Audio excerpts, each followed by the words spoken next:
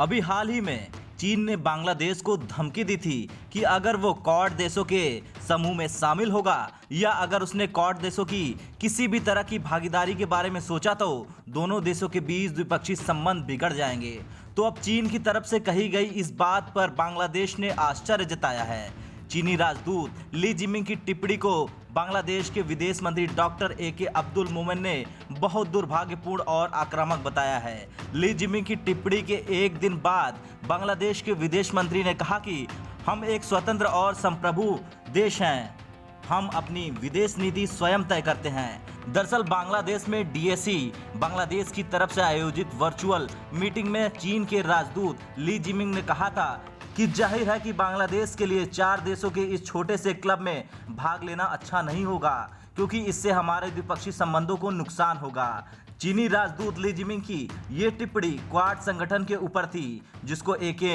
अब्दुल मोमेन ने आक्रामक और दुर्भाग्यपूर्ण बताते हुए कहा कि उन्होंने पहले कभी किसी चीनी राजनयिक से ऐसी टिप्पणी नहीं सुनी थी। मोमेन ने कहा कि ये काफ़ी अफसोस की बात है, हम चीन की तरफ से ऐसे बर्ताव की उम्मीद नहीं करते हैं। साथ ही उन्होंने ये भी कहा कि बांग्लादेश कूटनिरपेक्ष और संतुलन की नीति का पालन करता है, देश तय करेगा कि उस सिद्धांत के अनुरूप क्या करना है। ए.के. अब्दुल मोमेन ने कहा कि कोई भी देश अपनी स्थिति के बारे में जता और बता सकता है। बीजिंग का प्रतिनिधि होने के नाते चीनी राजदूत ये जाहिर कर सकते हैं कि उनका देश क्या चाहता है, लेकिन हम वही करेंगे जो हमारे लिए अच्छा होगा।